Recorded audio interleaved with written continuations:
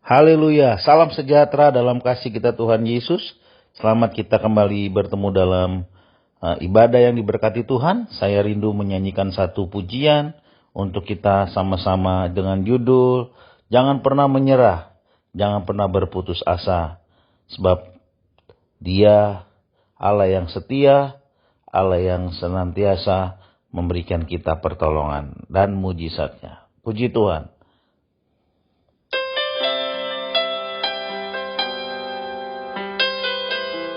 Glory bagi nama Tuhan. Haleluya. Terima kasih Tuhan.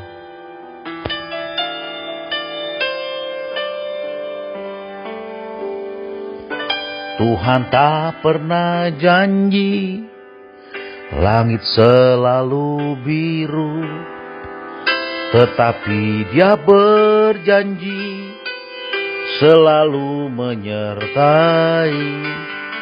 Tuhan tak pernah janji jalan selalu rata, tetapi Dia berjanji berikan kekuatan.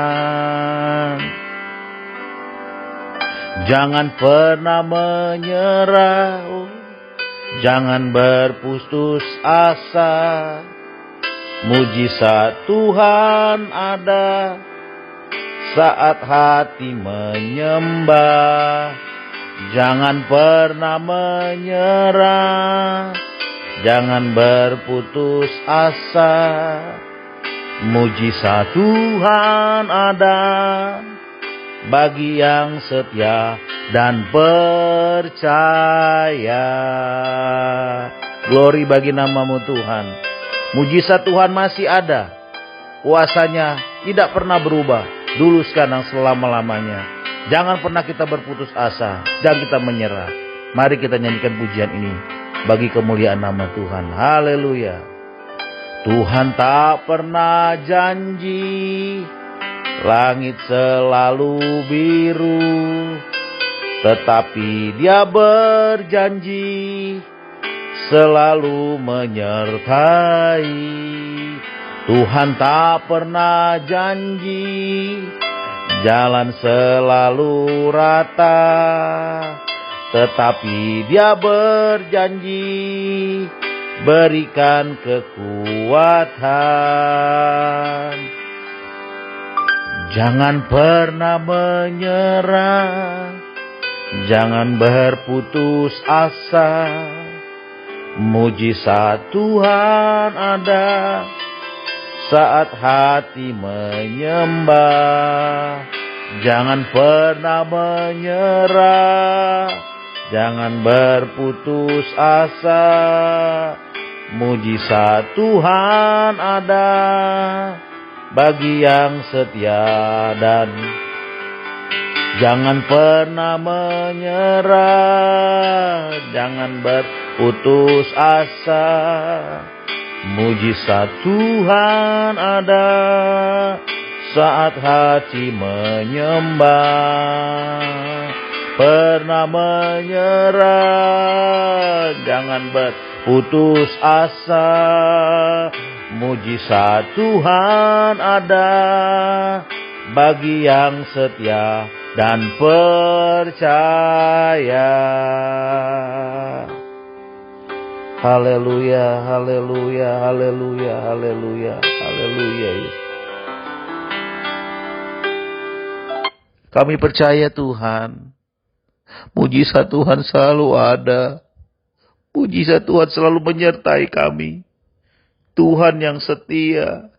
Tuhan yang menyertai setiap umat-umat-Mu.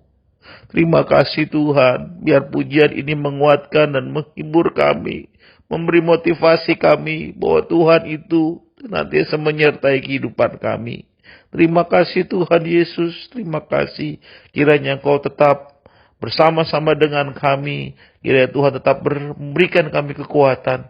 Dan Tuhan memampukan kami. Terima kasih Tuhan. Dalam nama Yesus kami sudah berdoa dan mengucap syukur. Haleluya. Haleluya. Amin. Haleluya. Haleluya. Haleluya. Puji Tuhan. Salam sejahtera dalam kasih kita Tuhan Yesus. Selamat kita bertemu kembali dalam ibadah dan perenungan kebenaran firman Tuhan. Ya, saya hari ini rindu tetap terus berbagi kebenaran firman Tuhan yang boleh menguatkan saya dan menguatkan semua jemaat Tuhan dan semua yang mendengarkan ibadah online atau ibadah YouTube ini. Kebenaran firman Tuhan saya ambil judul tentang kuasa, pujian, dan penyembahan.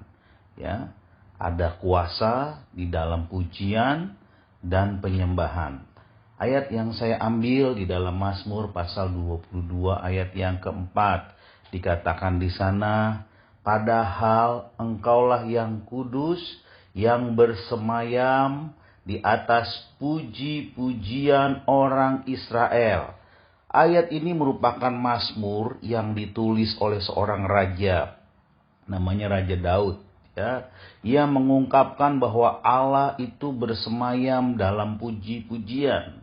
Kata bersemayam memiliki beberapa pengertian, yaitu berdiam atau tinggal, diam di hadirat Tuhan, dan juga bisa berarti bertakhta atas puji-pujian umatnya. Yang menarik di sini, yang menjadi perenungan kita malam hari ini adalah bahwa ternyata Allah kita tidak hanya berdiam dan bertakhta di surga saja, tetapi Dia atau Allah tertarik juga untuk berhadirat, ya, bertakhta di atas puji-pujian orang-orang percaya atau orang-orang Israel. Puji nama Tuhan. Makanya saya mau katakan di kesempatan sore hari ini, yang diberkati Tuhan, saya mau katakan jangan pernah berhenti memuji Tuhan dan menyembah Tuhan. Sebab di dalam puji-pujian, dalam penyembahan kepada Tuhan ada kuasa. Haleluya. Ya, di dalam pujian dan penyembahan kita itu ada kuasa. Ya, kita akan mau lihat dulu beberapa kebenaran firman Tuhan. Ya, kita melihat satu contoh, ya, di mana bangsa Yehuda, ya, bangsa yang suka memuji, gemar memuji sesuai dengan nama Yehuda itu artinya memuji, ya, memuji Tuhan, tetapi mereka tidak bisa lagi memuji dan menyembah Tuhan. Sehingga mereka kehilangan sukacita, mereka kehilangan pengharapan, ya, mereka kehilangan apa yang mereka menjadi kebiasaan mereka itu memuji Tuhan, bersyukur sama Tuhan, praise kepada Tuhan. Ya, tetapi apa yang menyebabkan, kita akan melihat, ya, apa yang menyebabkan bangsa Yehuda tidak bisa lagi menyembah Tuhan. Ya, kita buka dalam Mazmur 137 ayat 1 sampai yang keempat. Saya bacakan dalam ayat yang pertama, Mazmur 137 ayat yang pertama. Di tepi sungai-sungai Babel, di sana kita duduk sambil menangis. Apabila kita mengingat Sion dan pohon-pohon gandarusa di tempat itu, kita menggantungkan kecapi. Sebab di sanalah orang-orang yang menawan kita meminta kepada kita memperdengarkan nyanyian. Dan orang-orang yang menyiksa kita menerima nyanyian sukacita. Nyanyikanlah bagi kami nyanyian dari Sion. Bagaimana kita memuji, bagaimana kita menyanyikan nyanyian Tuhan di negeri orang asing, ya, di negeri asing. Saudara-saudara yang dikasih Tuhan, kita tahu bahwa bangsa Israel ini terpecah dua, menjadi kerajaan utara itu yang disebut dengan kerajaan Israel, terbagi atas 10 suku dan ibu kotanya Samaria. Dan mereka pun ditawan di bangsa Asyur. Dan kerajaan Israel, kerajaan selatan, terbagi atas 2 suku, yaitu suku Yehuda dan suku Benyamin. Ya, 2 suku ini disebut dengan kerajaan Yehuda. Ibu kotanya adalah Yerusalem yang dipimpin oleh Raja Daud setelah Raja Saul meninggal. Dari keturunan inilah muncul Mesias juru selamat, dan bangsa ini ya ditawan atau dibuang ke negeri namanya negeri Babel atau Babelonia. Ya. Latar belakangnya kita akan melihat Mazmur pasal 137 ini, umat Yehuda pada satu saat sebelum mereka ditawan, mereka memiliki kehidupan yang indah di kota Yerusalem. Ya, mereka memuji Tuhan. Ya, mereka menyanyikan pujian. Ya, mereka mengingat waktu mereka menyembah Tuhan. Mereka bersuka cita dengan alat-alat musik, ya, dengan kecapi, dengan rebana dan paduan suara yang dipimpin oleh Raja Daud dan pembantunya. Tetapi sekarang, ya, dalam Mazmur 137 ini, mereka mengalami kondisi yang berubah. Pada tahun 586 sebelum Masehi, suku Yehuda menjadi tawanan Babelonia. Saudara bisa baca nanti dalam 2 Raja-Raja pasal 25. Raja Babel itu namanya Nebukadnezar. Ya, raja yang kejam, raja yang begitu sadis, ya. Dengan 3 kali menyerang bangsa Yuda, menghancurkan kemah-kemah Ka'bah kota Yerusalem, ya, dan mereka bawa itu isi dari Ka'bah itu dibawa ke kota Babel, ya. Dikatakan di sana ketika mereka mau sampai di kota Babel, mau menyeberang sungai Babel, mereka sadar bahwa mereka akan mengalami masa tawanan. Ya, bukan hanya 1 atau 2 bulan, tetapi puluhan tahun. Alkitab mencatat bangsa Yehuda ditawan di Babel itu selama kurang lebih 70 tahun. Ya. Mereka sadari hal itu. Ya. Mereka dalam keadaan yang putus asa. Mereka begitu susah. Mereka begitu buruk. Ya. Kondisi yang mereka tidak lagi bersuka cita. Ya. Apa yang terjadi, saudara, di sana dikatakan mereka menggantungkan kecapi mereka, alat musik mereka pada pohon gandarusa. Mereka tidak lagi menyanyi nyanyian Sion. Ya. Mereka tidak lagi memuji Tuhan. Membuat mereka kehilangan sukacita. Mereka sebentar lagi akan ditawan. Bangsa Yehuda ini akan ditawan oleh Babelonia. Ya, dan mereka tidak bisa lagi melihat Yerusalem karena kotanya sudah dibakar habis. Ya, mereka seakan-akan kehilangan pengharapan, mereka seakan-akan kehilangan sukacita, sehingga dikatakan mereka menggantungkan kecapinya. Ya, kerajaan Babel ini kerajaan yang kejam, kerajaan yang tidak mengenal Tuhan. Ya, satu kondisi di mana mereka biasa memuji Tuhan. Satu kondisi mereka di mana suka memuliakan nama Tuhan. Tetapi saat mereka ditawan, saat mereka keadaannya berubah semuanya. Sehingga mereka harus menggantungkan kecapi mereka, menggantungkan alat musik mereka di pohon gandarusa. Pohon gandarusa ini menggambarkan kesedihan, tanda tangisan. Ya. Mereka tidak lagi bisa memuji Tuhan. Seakan-akan mulut mereka tertutup. Mereka tidak bisa lagi menyembah Tuhan. Karena dia tahu, ya, mereka akan dijajah di Babelonia. Mereka akan menjadi tawanan di sana. Saudara-saudara yang dikasihi dalam nama Tuhan Yesus. Pada waktu situasi kondisi berubah dalam hidup kita. Tidak lagi normal seperti biasanya. Musuh kita itu, ya, berkata, gantungkan pujian, gantungkan penyembahan. Berhenti saja kamu bermain musik. Berhenti saja kamu memuji Tuhan. Berhenti saja kamu menyembah nama Tuhan. Ya, kondisi berubah dari yang kondisi positif menjadi negatif. Tapi sebaliknya, kalau di swab itu biasanya kebalik, ya, dari negatif menjadi positif. Ya, kehidupan yang tidak menyenangkan.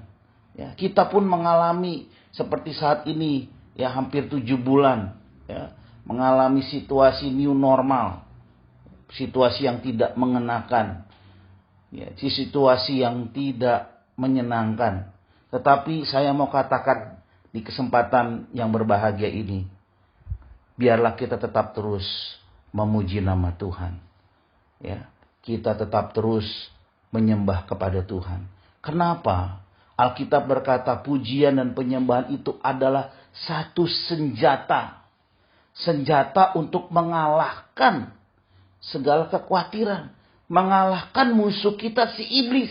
Iblis tidak senang untuk kita memuji dan menyembah Tuhan. Karena tahu siapakah iblis itu. Dia Lucifer. Dia satu malaikat yang suka memuji Tuhan. Ketika dia dibuang ke dunia ini, dia melihat Adam dan Hawa ciptaan Tuhan. Ya, dia cemburu. Kenapa? Karena Tuhan ingin kembali membangun hubungan dengan ciptaannya yang adalah gambar dan rupanya Allah ada pada Adam dan Hawa. Dia ingin membangun fellowship kembali, ya, untuk memuji, menyembah Tuhan dan meninggikan nama Tuhan. Dan iblis itu iblis itu tidak senang untuk kita memuji Tuhan, karena dia tahu itu adalah senjata untuk mengalahkan dia, ya. Itu salah satu senjata, yaitu memuji, memuliakan nama Tuhan. Dia akan berkata ketika kita dalam kondisi tidak baik, dia berkata, gantungkan pujianmu, tinggalkan pujianmu, tinggalkan talenta yang Tuhan kasih. Jangan lagi membaca Alkitab, jangan lagi kamu merenungkan firman Tuhan. Tetapi saya mau katakan hari ini, apapun kondisi kita, jangan pernah kita tidak memuji Tuhan. Jangan kita meninggalkan pelayanan. Jangan kita tidak melayani Tuhan lagi. Karena situasi yang membuat kita bisa menjadi berubah. Saudara yang dikasihi Tuhan, ya, di dalam 1 Petrus pasal 2 ayat yang 9, itu ada ayat ini menyatakan identitas kita. Dikatakan di sana, tetapi kamu bangsa yang terpilih, imamat yang rajani, bangsa yang kudus, umat kepunyaan Allah sendiri, supaya kamu memberitakan perbuatan-perbuatan yang besar dari Dia, yang telah memanggil kamu keluar dari kegelapan kepada terang yang ajaib. Ya, keluar dari kegelapan kepada terang yang ajaib. Ini berbicara tentang gereja Tuhan atau eklesia, orang-orang yang dipanggil oleh Tuhan. Saudara, identitas kita itu adalah imamat yang rajani. Ya, sebagai imamat yang rajani dalam situasi apapun, situasi yang berubah sekalipun, ya, kita pada faktanya, pada kenyataannya, Alkitab mengatakan kita adalah sebagai bangsa yang terpilih, imamat yang rajani, yang tidak pernah berubah dalam kondisi apapun. Ya. 7 bulan kita sudah ngalamin pandemi. Ya, dulu keadaan tidak seperti ini. Ya. Tetapi kita tetap menjadi bangsa yang terpilih. Imamat yang rajani itu tidak pernah berubah. Tuhan tetap melihat saudara dan saya sebagai bangsa yang terpilih. Imamat yang rajani, ya, umat yang kudus yang menyatakan pujian dan penyembahan kepada Tuhan. Kita telah dipanggil keluar dari kegelapan menuju terang yang ajaib. Itu tidak pernah berubah. Ya. Apa itu yang dikatakan imamat yang rajani? Imamat yang rajani, ya, bukan hanya berbicara tentang imam, ada seorang imam dan raja yang bertugas. Tetapi imamat yang rajani itu adalah imam kerajaan yang memiliki tugas untuk membangun atau menjadi jembatan antara Allah dengan manusia. Jadi imamat itu berasal dari kata imam. Ya, imam itu ternyata membangun jembatan. Seorang yang membangun jembatan. Jadi Tuhan ingin memanggil saudara dan saya sebagai imamat yang rajani, membangun jembatan hubungan antara bumi dengan surga. Ya, jembatan itu terbangun melalui pujian dan penyembahan kita setiap hari. Maka kita akan terkoneksi. Maka kita akan terhubung, ya, pujian dan penyembahan itu sebagai jembatan kita, ya, supaya kita mendapatkan apa yang ada berkat dari surga itu, apa yang dipunya dari surga itu mengalir ke dalam kehidupan kita lewat pujian dan penyembahan kita.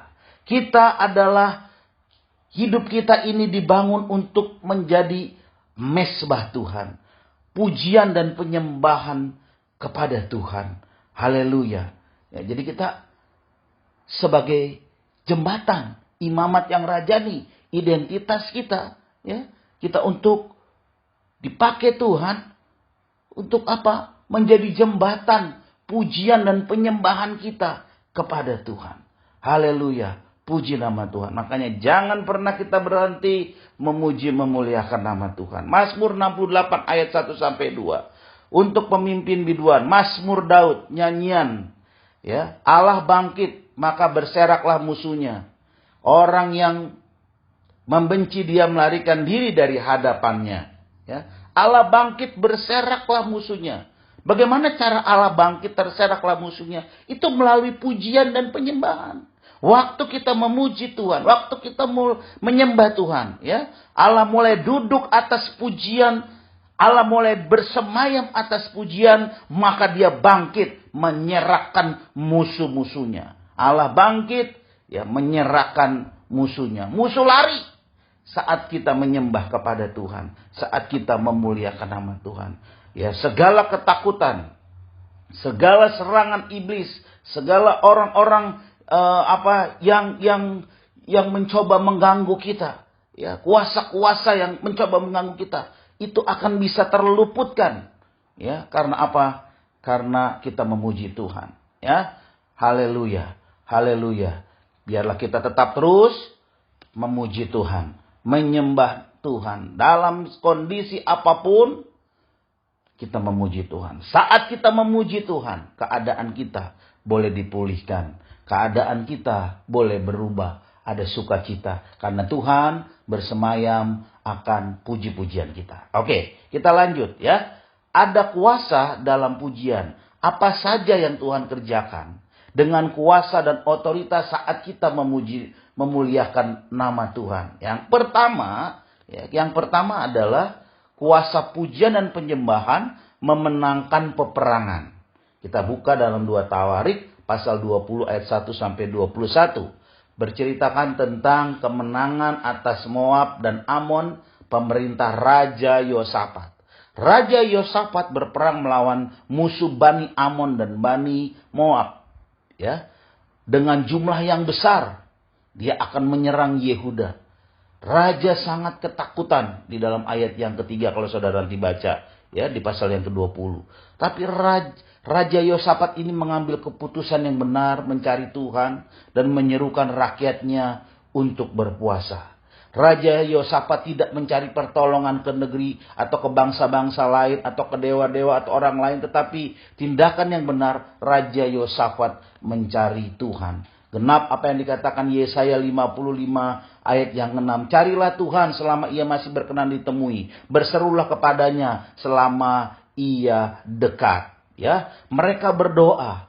Ya, tetapi Tuhan berkata melalui hamba-hamba orang-orang Lewi yang dihinggapi oleh kuasa Roh Kudus. Ayat yang ke-15 saudara perhatikan di sana ya, pasal yang ke-20. Dia berkata, jangan takut. Sebab bukan kamu yang berperang, melainkan Allah. Dengan kata lain, bangsa Yehuda tidak perlu susah-susah engkau berperang. Tidak perlu engkau bertempur. Engkau ngeliatin saja pertolongan Allah. Ya, apa yang terjadi, saudaraku, pada keesokan harinya? Apa yang diperbuat Yosafat? Dia membangun, menempatkan pasukan. Ya, bukan dengan senjata perang. Tetapi Yosafat menaruh para pemuji penyembah Tuhan, para tentaranya untuk memuji Tuhan ditaruh di bagian depan. Dan pujian penyembahan dia bernyanyi, nyanyian syukur kepada Tuhan, bahwasanya untuk selama-lamanya kasih setianya. Membuat pujian yang dinyanyikan itu, membuat langit terbuka dan para malaikat turun, ya, memporak-porandakan musuh Yosafat. Dan pegunungan Seir, Bani Amon, Bani Moab habis. Semuanya terlalap. Pujian dan penyembahan membuat para malaikat bekerja. Memporak-poranda. Mereka saling membunuh. Mereka satu sama lain saling menikam. Ya, semua musuh menjadi bangkai berantakan. Tuhan membela kita di dalam peperangan. Tidak berhenti di situ juga. Ya, kalau saudara baca ayat-ayat selanjutnya. Mereka membawa hasil rampasan. Ya, mendapatkan ternak, pakaian, barang-barang yang berharga. Dan mereka rampas lebih banyak. Sehingga mereka kesulitan untuk membawa hasil rampasan. Alkitab mencatat 3 hari lamanya mereka harus membawa hasil jarahan, hasil rampasan yang begitu banyak. Saya mau simpulkan yang pertama, ada kuasa dalam pujian dan penyembahan yang memenangkan dalam peperangan. Saat engkau susah, saat engkau mengalami kesusahan, saat engkau mengalami tantangan, biarlah engkau tetap memuji, membesarkan nama Tuhan dan menyembah Tuhan karena Allah bersemayam atas puji-pujiannya. Yang kedua, ya, kuasa pujian itu membuka atau menghasilkan sebuah pembukaan, membuka pintu berkat, ya. Kita melihat Kejadian pasal 44 ayat pasal 44 sampai 45, ya. Judulnya Yusuf memperkenalkan dirinya kepada saudara-saudaranya. Yusuf di Mesir, dia menjadi penguasa di Mesir. Tatkala sedang terjadi kelaparan yang besar, Yusuf sudah punya gudang-gudangnya penuh dengan makanan, ya, penuh dengan bahan pembendaraan, ya, selama terjadi kelaparan yang besar. Bangsa-bangsa di sekitar Mesir itu mengalami kelaparan, kekeringan, tidak ada hujan yang membuat hasil panen mereka gagal. Tapi apa yang terjadi? Saudara-saudara Yusuf, anak-anak Yakub, ya, yang telah berbuat jahat sebelumnya kepada Yusuf, ya, datang ke Mesir untuk apa? Membeli gandum. Mereka tidak tahu yang dia hadapin itu orang Mesir itu Yusuf, ya. Di mana Yusuf sudah menjadi raja muda di Mesir. Yusuf sudah menjadi wakilnya Firaun yang mengatur pemberkalan, ya, makanan di Mesir.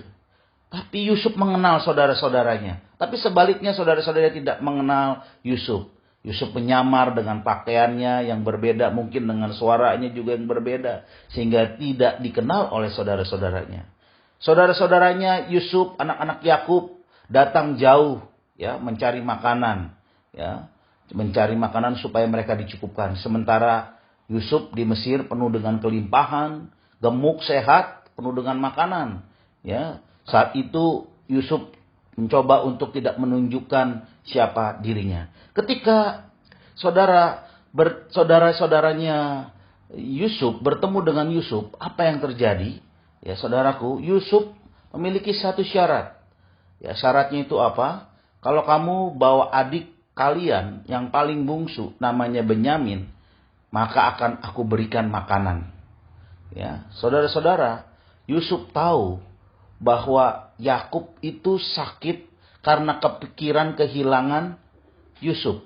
Ya, apalagi kalau sampai Benyamin adiknya Yusuf itu dibawa lagi ke Mesir, bisa-bisa yang terjadi Yakub bapaknya akan meninggal. Dalam situasi yang seperti itu, ya, mereka saudara-saudaranya Yusuf itu berencana untuk memajukan Yehuda. Yehuda ditunjuk, ya, untuk menghadap Yusuf. Saudara bisa perhatikan dalam Kejadian 44 ayat 16. Dia bilang, ya, Yehuda dia bersaksi, dia bilang bahwa tidak mungkin adiknya itu akan dibawa, ya, ke Mesir. Karena kalau itu sampai dibawa, ayahku bisa mati. Yehuda, dia berusaha menawarkan dirinya, ya, untuk menggantikan, menjadi jaminan, ya, bahwa satu kali kelak, ya, Benyamin itu akan dibawa, ya, menjadi satu jaminan. Ya, ketika hal yang menarik di sana, ketika Yusuf melihat Yehuda datang menghadap, ya, dan dia menceritakan keadaan yang sebenarnya, Yusuf langsung tidak tahan. Yusuf masuk ke kamar menangis dengan sedia-dianya sampai seisi istana Firaun terdengar. Ya. Dia menangis karena melihat, menceritakan keadaan keluarga ayahnya melalui perkataan Yehuda. Apa yang terjadi, saudaraku? Yusuf mengganti pakaian dan membuka dirinya, dan dia berkata dalam Kejadian 45 ayat 3, "Ini aku Yusuf yang sudah menjadi raja di Mesir." Mendengar hal itu, saudara-saudara Yusuf, anak-anak Yakub ketakutan. Saudara, hal yang menarik di sana. Dikatakan bukan yang anak-anak Yakub yang lain, mungkin Ruben atau Simeon yang dimajukan, tetapi Yehuda yang dimajukan untuk menghadap kepada Yusuf. Arti kata Yehuda yang seperti saya katakan adalah puji-pujian, bermazmur atau praise, memuji. Ya, Yehuda ini anak keempat dari Lea. Ya, ini menjadi satu gambaran yang menarik, saudaraku yang dikasihi Tuhan. Ya, saat Yehuda datang menjumpai Yusuf, maka Yusuf membuka diri untuk menyatakan dirinya. Ya, begitu juga dengan ketika kita sebagai orang-orang percaya kepada Tuhan, kita datang dengan puji-pujian, dengan nyanyian kepada Tuhan. Maka raja di atas segala raja, dia berkata, aku ini punya gandum, aku ini punya makanan, aku ini penuh dengan pakanan. Ya, aku ini penuh dengan perbendaharaan. Allah membuka diri, Allah menyediakan segala sesuatu. Dia membukakan pintu berkatnya. Ketika Yehuda, ketika pujian, ketika penyembahan, kita nyanyikan kepada Tuhan. Ya, biarlah ini pun menjadi keyakinan kita, menjadi contoh buat kita. Kalau kita menghadap raja dengan pujian dan penyembahan, kita yakin dan percaya pintu surga, pintu berkat Allah, gandum-gandum yang terbaik Tuhan sudah siapkan buat kita. Mazmur 150 berkata ayat 1 sampai 6 dikatakan, haleluya, pujilah Allah tempat kudusnya, pujilah dalam cakrawalanya yang kuat, pujilah dia karena segala keperkasaannya, pujilah dia sesuai dengan kebesarannya yang hebat. Haleluya, biarlah kita tetap terus ya mau memuji memuliakan nama Tuhan. Di rumah kita memuji Tuhan. Di gereja kita tetap puji Tuhan. Di perjalanan kita tetap memuji Tuhan. Kita tetap menyembah Tuhan. Karena kita yakin dan percaya Tuhan akan memenangkan, memberikan kita kemenangan. Tuhan akan membukakan berkat buat kita. Ya, hal-hal yang tidak mungkin, yang mustahil terjadi, tetapi Tuhan sediakan.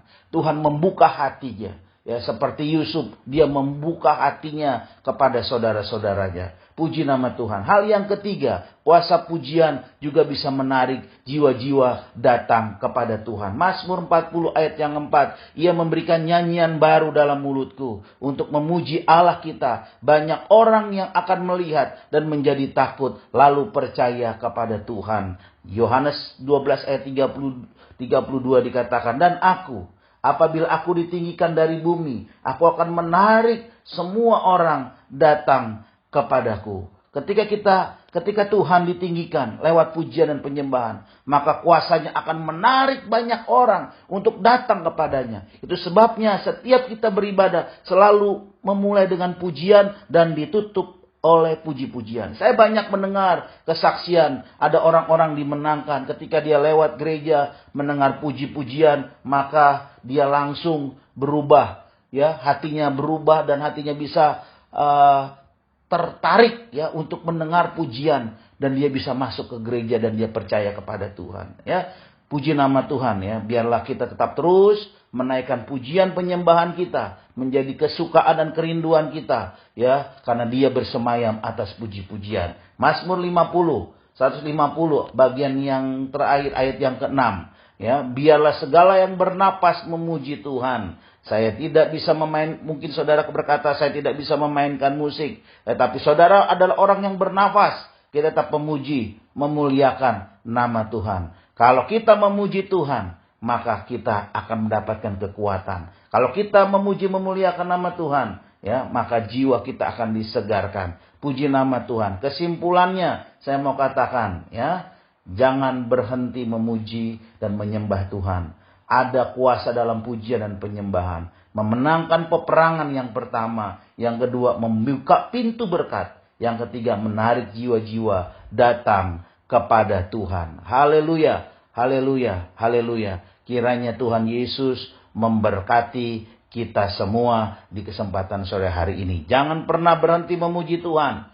Ya, jangan pernah kita gantungkan pujian kita di pohon gedarusa, tetapi biarlah tetap kita naikkan pujian, mazmur pada Tuhan. Walaupun kondisi dalam keadaan tidak menyenangkan, kondisi mungkin kita sedang berubah, situasi tidak menyenangkan lagi, tetapi kita tetap mulut kita mau ingat, ya, kita memuji memuliakan nama Tuhan. Saudara-saudara yang mungkin saat ini ya terbaling di rumah sakit, sedang sendirian, ya, saya ingatkan, posisi saudara tidak merubah identitas saudara adalah sebagai imamat yang rajani, sebagai bangsa pilihan Tuhan, sebagai imamat yang rajani, yang kudus, yang ditentukan oleh Allah. Biarlah kita tetap terus membangun ya hubungan, ya jembatan, ya pujian dan penyembahan kepada Tuhan. Maka saya yakin dan percaya berkat-berkat dari surga akan mengalir, ya memenuhi hati dan pikiran kita. Mulai hari ini, besok, sampai selama-lamanya. Tuhan Yesus memberkati kita. Kita berdoa. Terima kasih Tuhan.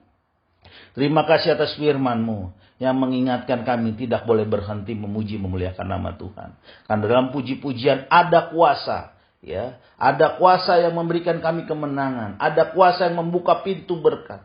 Ada kuasa untuk menarik jiwa-jiwa untuk datang kepada Tuhan. Sekeliling kami, saudara-saudara kami yang belum percaya kepada Tuhan, lewat pujian itu boleh membawa mereka untuk datang kepada Tuhan. Kami percaya Tuhan, sesuai firman-Mu berkata Tuhan duduk, Tuhan bersemayam, ya, atas puji-pujian. Tuhan bertakhta atas puji-pujian. Dan Tuhan senang untuk dipuji. Tuhan senang untuk dimuliakan. Biarlah kami tetap terus menjadi orang-orang yang setia melakukan firman Tuhan. Membangun jembatan melalui pujian penyembahan. Keluarga kami, dimanapun kami berada, ya, dalam kami pekerjaan, dalam setiap apapun, tetap kami boleh memuji memuliakan nama Tuhan. Kiranya Tuhan Yesus memberkati kami semua. Dan kami mau akhiri persekutuan doa perenungan malam hari ini, penucapan syukur. Terimalah berkat daripada Allah Bapa, cinta kasih sayang daripada anaknya yang tunggal Tuhan Yesus, serta persekutuan dalam kuat kuasa Roh Kudus akan mengurapi saudara mulai hari ini, besok sampai Maranatha. Tuhan Yesus datang kali yang kedua. Dalam nama Yesus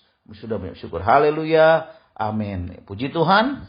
Selamat beristirahat dan tetap semangat, tetap terus memuji memuliakan nama Tuhan. Haleluya. Amin.